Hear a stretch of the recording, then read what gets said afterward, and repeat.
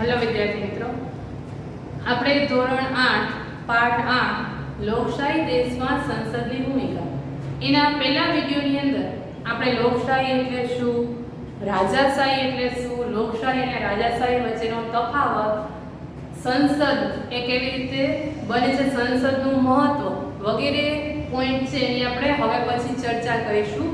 લોકશાહીનો અર્થ આપણે સમજ્યા, લોકો માટે ચાલતું શાસન. આપણે ત્યાં પ્રજાસત્તાક લોકશાહી છે એટલે કે પ્રજાના હાથમાં સત્તા રહેલી છે, જે પ્રજા છે તે વ્યક્તિને સત્તા ઉપર લાવે છે. હવે આપણા ભારતની અંદર આપણે સંસદીય લોકશાહી છે એનું સ્વરૂપ સ્વીકાર્યું છે. સંઘીય સરકાર છે આપણે ત્યાં અસલમાં છે એટલે કે અલગ અલગ રાજ્યોનો સમૂહ, જેને સંઘ કહેવાય, એવા સંઘ સમૂહ દ્વારા આપણા દેશનો વહીવટ ચાલે છે. એટલે કે દેશમાં માત્ર એક જ જગ્યાએથી કેન્દ્રમાંથી શાસન ચાલતું નથી, પરંતુ વહીવટની વ્યવસ્થા માટે આપણે અલગ અલગ રાજ્યોને જવાબદારી છે સોંપેલી છે. એટલે આપણો દેશ છે સંઘ સરકાર કહેવાય છે. આપણે ત્યાં સંસદીય લોકશાહીનું સ્વરૂપ આપણે સ્વીકાર્યું છે. એટલે કે સંસદ છે દેશમાં સૌથી ઉપરી સંસ્થા છે જે દેશનો વહીવટ સંભાળે છે. હવે આપણે સંસદ છે કેવી રીતે બને છે, એના કાર્યો શું રહેલા છે, એનું મહત્વ શું રહેલું છે, એના બે ગૃહો કયા રહેલા છે, એની રચના કેવી રીતે થાય છે વગેરે વાત છે આપણે આ વિડિયોની અંદર સમજીશું. સૌથી પહેલા આપણો દેશ છે એને લોકશાહી શાસન, લોકશાહીનો એક અર્થ ડેમોક્રેસી, એને આપણે લોકશાહી કહીશું. અંગ્રેજી શબ્દ ડેમોક્રેસીનો અર્થ થાય છે લોકશાહી. આપણો દેશ છે એ લોકશાહી છે એટલે કે ડેમોક્રેસી શાસન ધરાવે છે. હવે અહીંયા આપણે આપણા દેશની અંદર આપણે સંસદીય લોકશાહી સરકારનું સ્વરૂપ સ્વીકાર્યું છે. આપણે આગળ પણ સમજ્યા કે આપણે ત્યાં એકતંત્રી સંઘીય સરકાર અને સંસદીય લોકશાહી છે એ આપણે ત્યાં આવેલી છે. તો અહીંયા સંસદીય લોકશાહી એટલે કેવી લોકશાહી, તો સંસદ છે જે દેશની સૌથી ઉપરી સંસ્થા છે, એ દેશનો વહીવટ સંભાળે છે. પરંતુ અહીંયા સંસદમાં ભાગ લેવા માટે એટલે કે સાંસદ અધિકારી બનવા માટે, સાંસદ સભ્ય બનવા માટે એની જે લાયકાત છે એવા વ્યક્તિ પ્રજા દ્વારા ચૂંટાય તો જે સંસદનો ભાગ બની શકે છે. બાકી કોઈ પોતાની ઈચ્છાથી, પોતાની વગથી કે પોતાના પૈસાના જોરે કોઈ વ્યક્તિ છે સંસદ સભ્ય બની શકતો નથી. આપણે ત્યાં લોકશાહી સરકાર છે એટલે અહીંયા જે પ્રજા જેને પસંદ કરે એ જ વ્યક્તિ છે એ સત્તા ઉપર આવે છે. એટલે આપણે સંસદીય લોકશાહીનું સ્વરૂપ સ્વીકાર્યું છે. આપણા ભારતની અંદર સંસદીય લોકશાહી એકતંત્રી શાસન છે. એકતંત્રી શાસન નહીં પરંતુ સમૂહ શાસન એટલે કે સંઘીય સરકાર છે સંઘ દ્વારા. અને સંસદીય લોકશાહી એ આપણા દેશની શાસન વ્યવસ્થાનું સ્વરૂપ છે. હવે સંસદીય લોકશાહી છે એટલે કે સંસદમાં જે રહેલા વડાઓ છે એ લોકો દ્વારા પસંદ થયા હોય છે અને લોકો દ્વારા પસંદ થયેલા વડાઓ છે એ દેશનું શાસન સંભાળે છે. હવે સંસદનું મહત્વ રહેલું છે કે સર્વોચ્ચ સંસ્થા છે દેશની અંદર, સૌથી મોટી, જેની પાસે સૌથી વધુ સત્તા છે એવી સંસ્થા, સર્વથી ઉપરની સંસ્થા એટલે સર્વોચ્ચ સંસ્થા કહેવાય છે.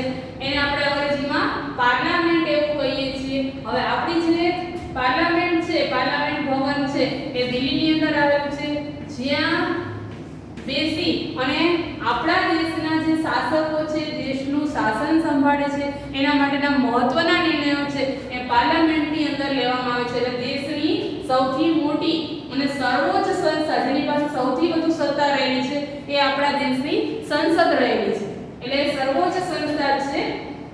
હવે એ સંસદના આપણે ત્યાં વ્યવસ્થા માટે બે પ્રકાર, બે વિભાગો પાડ્યા છે. સંસદ છે એ કાર્ય બે વિભાગોની અંદર કરે છે.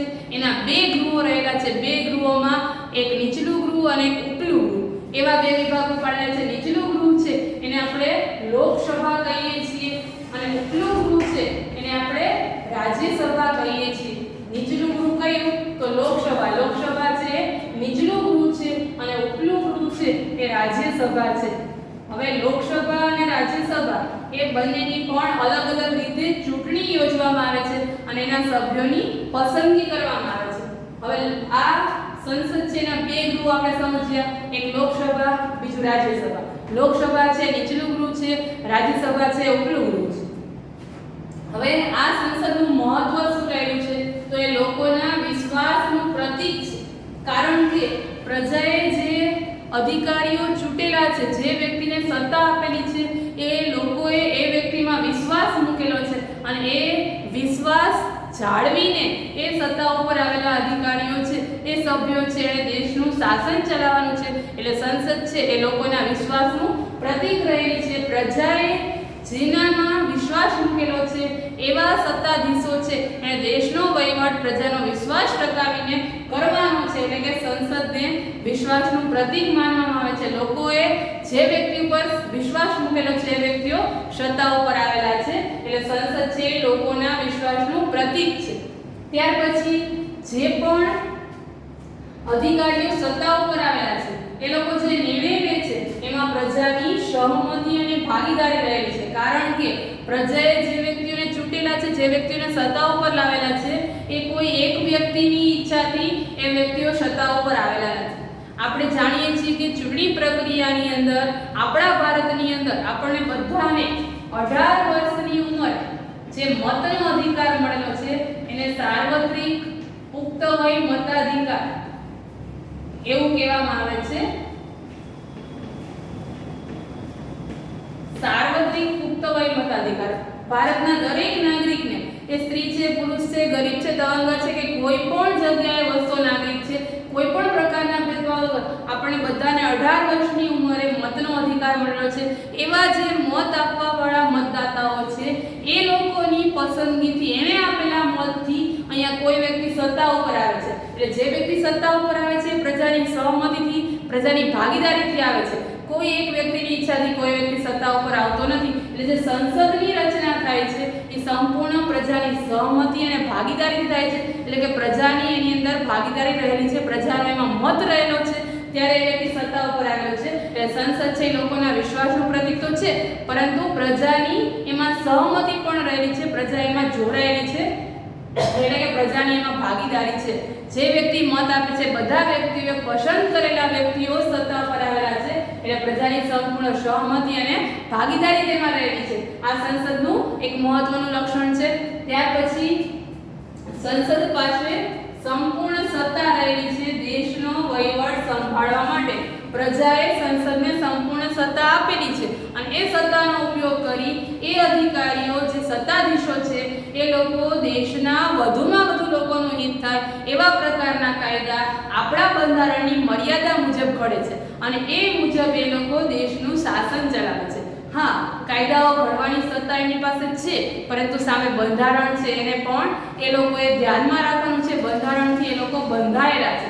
બંધારણની મર્યાદાનો ભંગ કરી અને એક પણ કાયદો છે એ લોકો ઘડી શકતા નથી. એટલે બંધારણ મુજબ એ લોકોને સંપૂર્ણ સત્તા મળી છે, જેનો ઉપયોગ કરી અને એ પોતે દેશનું શાસન ચલાવે છે, દેશને સંભાળે છે.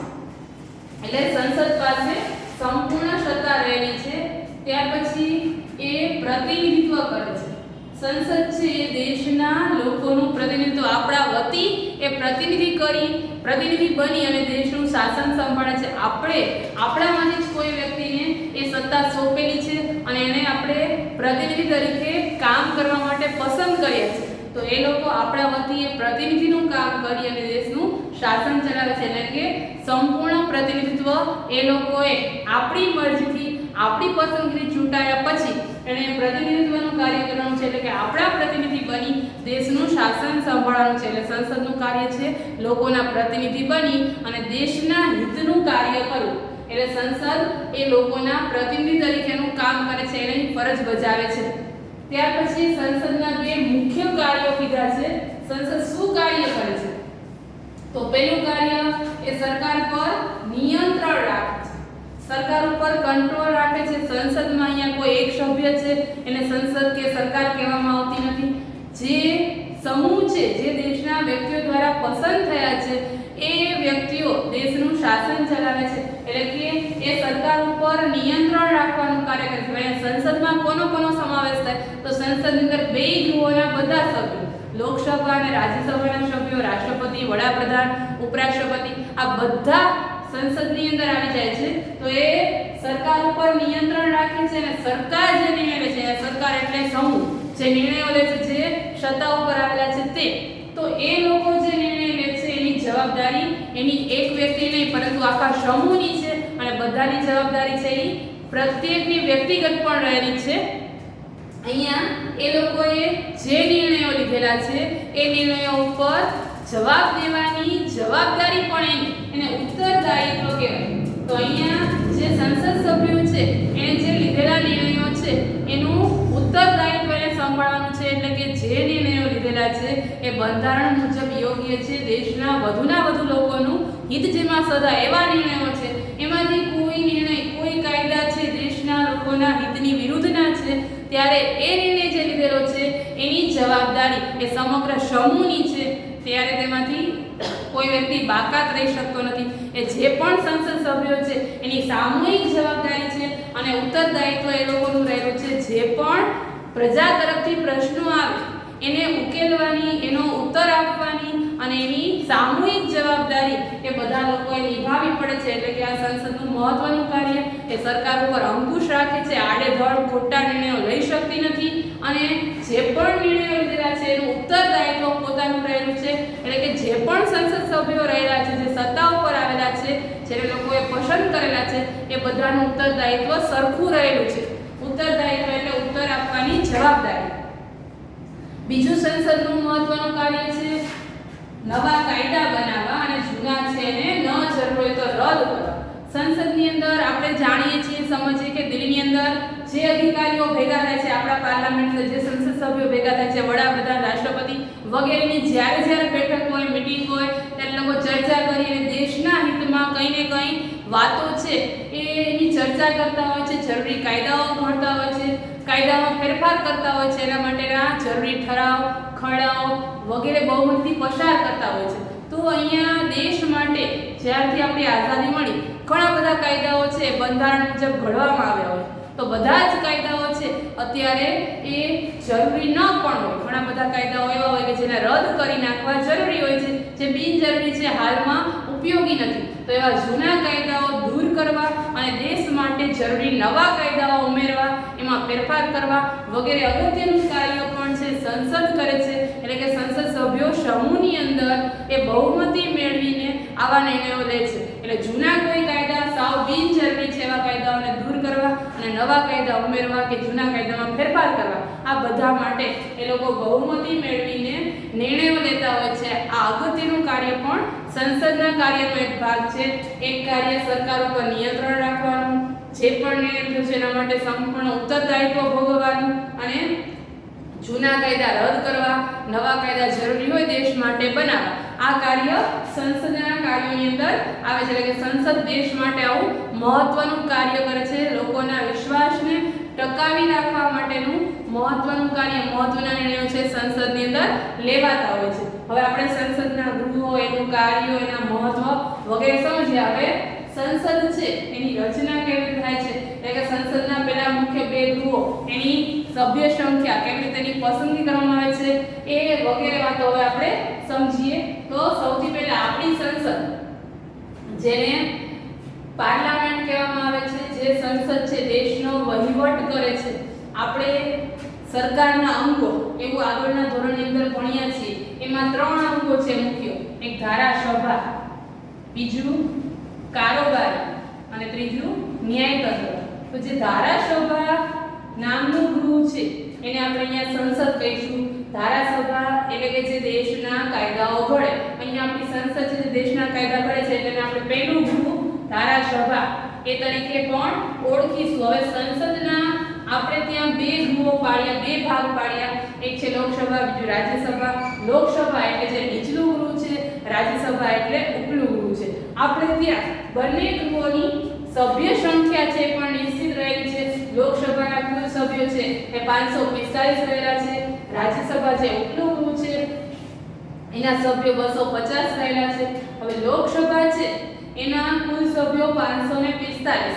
તો એ 545 સભ્યો છે એ કુલ આખા દેશમાંથી પસંદ કરવામાં આવે છે. તો આ 545 સભ્યો છે એમાં આપણા ગુજરાતની સીટો છે એ 26 છે. એટલે કે ગુજરાતમાંથી 26 બેઠકો લોકસભાના સભ્ય તરીકેની મળેલી છે અને રાજ્યસભાની અંદર આપણા 11 સભ્યો છે. 250 માંથી 11 સભ્યો છે આપણા ગુજરાતના રહેલા છે. આ આંકડાઓ છે નિશ્ચિત છે અને આ આંકડાઓ છે એ વસ્તી પ્રમાણે ફાળવેલા હોય છે. એટલે જે રાજ્યની જેવી વસ્તી એ પ્રમાણે એને આવી બેઠકો મળેલી હોય છે. આપણા ગુજરાતમાંથી કુલ લોકસભામાંથી 26 સભ્યો પસંદ થાય છે અને રાજ્યસભાના કુલ 11 સભ્યો આપણા ગુજરાતમાંથી પસંદ થાય છે. હવે જે 545 સભ્યો છે એનું વિભાજન કેવી થાય છે? તો 545 સભ્યો છે એમાં કુલ આપણા 29 રાજ્યોમાંથી 530 સભ્યો છે એને પસંદ કરવામાં આવે છે. જેવી રીતે આપણા ગુજરાતના 26 એમ અલગ અલગ રાજ્યોની સંખ્યા થઈ અને કુલ 530 સભ્યોને એમાંથી લેવામાં આવે છે. ત્યાર પછી આપણા જે 6 કેન્દ્ર શાસિત પ્રદેશો છે જૂના પ્રમાણે, તો એમાંથી બબે એટલે કે કુલ 12 સભ્યો, 6 દુ 12 એટલે 12 એ વ્યક્તિઓ પસંદ થાય છે. એક આપણી રાજધાની દિલ્હી એમાંથી એક વ્યક્તિ પસંદ થાય છે અને બે સભ્યો બચ્યા કુલ 545 માં 543 પ્લસ 2 બે વ્યક્તિ આપણે એંગ્લો ઇન્ડિયન.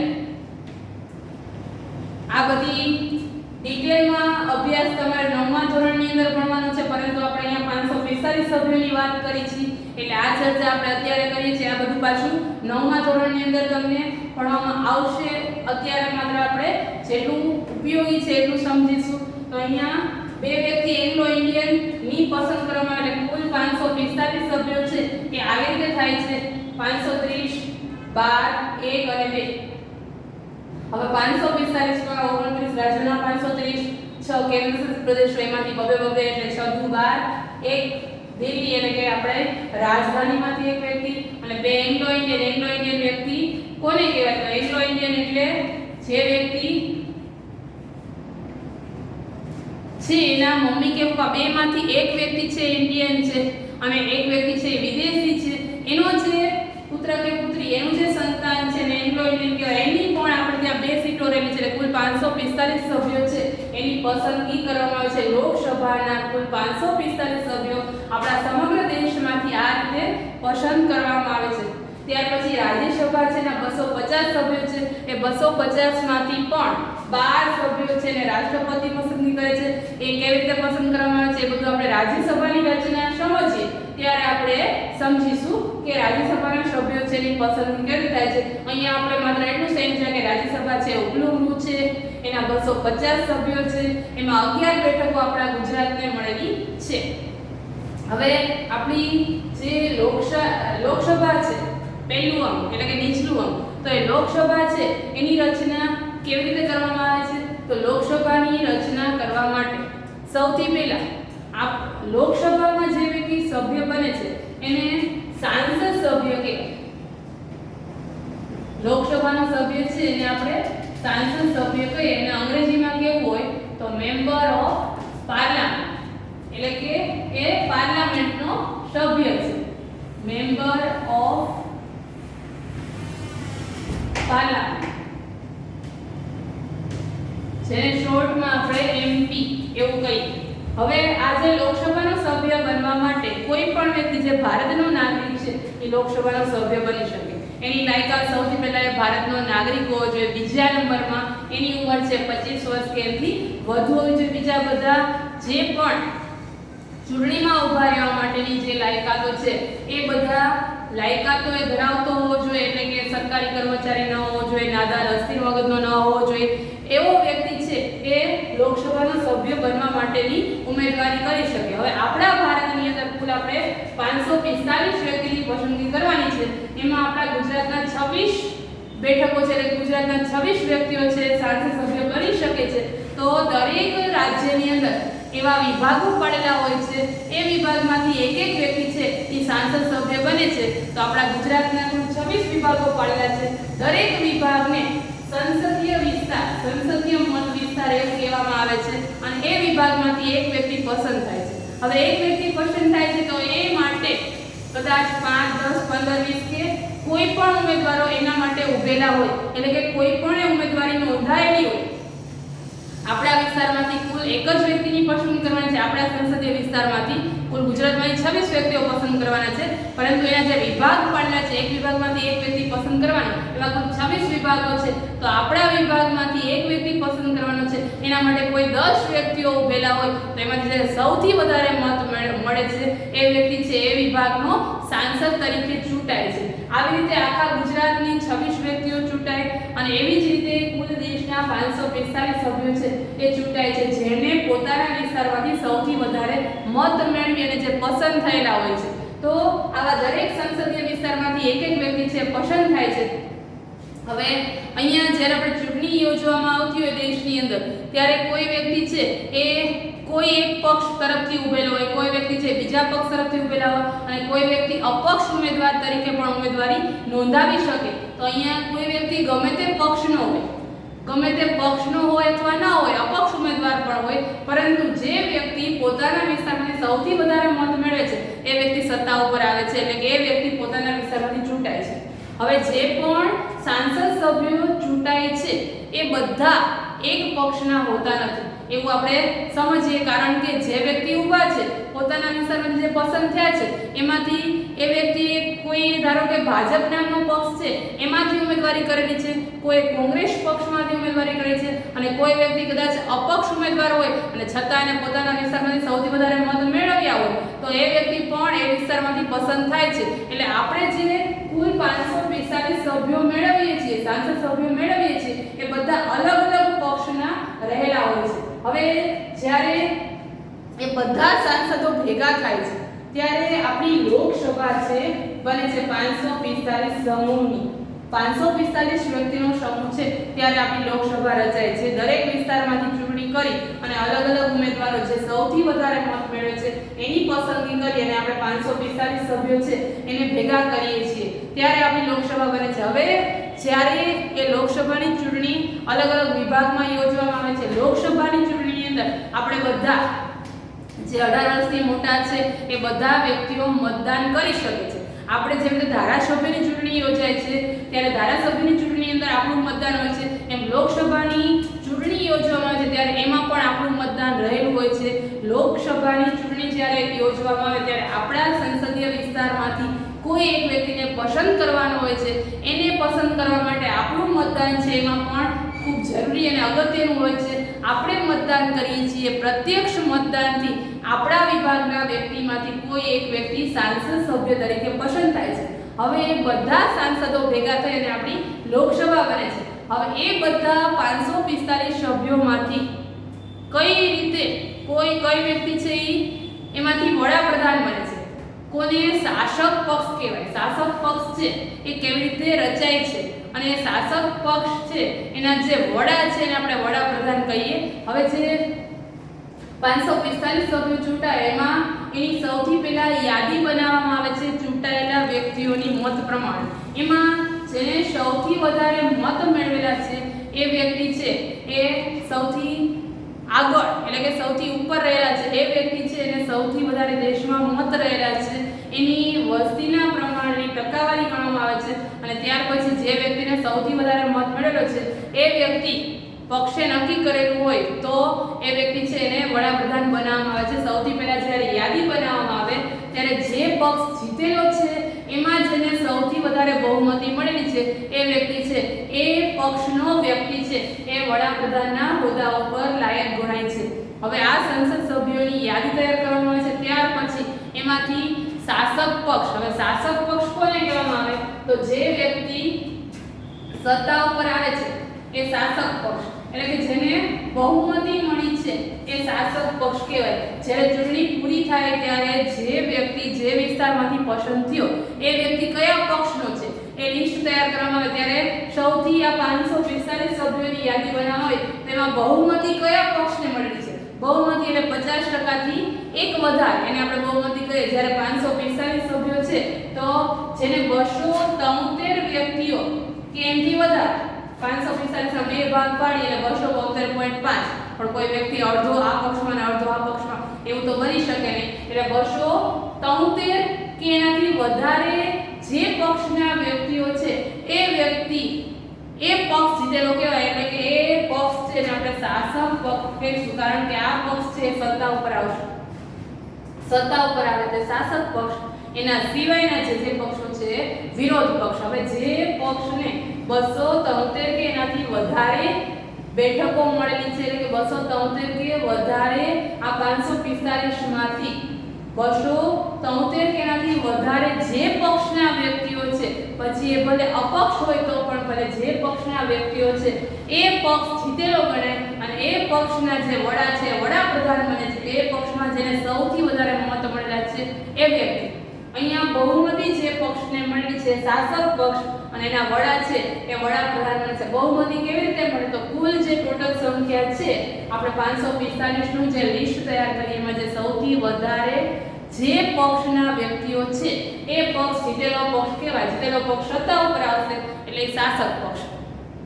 હવે આપણે ત્યાં આ જે શાસક પક્ષ સત્તા ઉપર આવ્યો એમાંથી વડાપ્રધાન કેવી રીતે બને તો વડાપ્રધાન જેને બહુમતી મળી એ વ્યક્તિ વડાપ્રધાન બની શકે છે. હવે આપણે અહીંયા લોકસભા છે એની ચૂંટણી કેવી રીતે યોજવામાં આવે છે એમાં આપણું મતદાન પણ અગત્યનું રહેલું છે.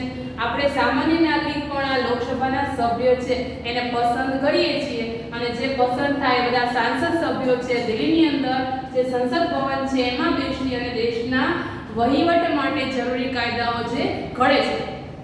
હવે આપણે રાજ્યસભા કેવી રીતે બને છે એના કેટલા સભ્યોની ચૂંટણી કરવામાં આવે છે, કેટલા વ્યક્તિને રાષ્ટ્રપતિ પસંદગી કરે છે, ત્યાર પછી શાસક પક્ષ છે એના વડા એટલે કે વડાપ્રધાન છે પોતે કેવી રીતે પસંદ થાય છે, અલગ અલગ ખાતાઓની સોંપણી કેવી રીતે કરે છે અને જ્યારે સંસદની અંદર કાર્ય કરવામાં આવે છે ત્યારે સંસદનું કાર્ય કેવી રીતે થાય છે, એના અધ્યક્ષ છે એ કાર્ય કેવી રીતે સંભાળે છે વગેરે વિગતોની ચર્ચા છે એ આપણે હવે પછીના વિડીયોની અંદર સમજીશું.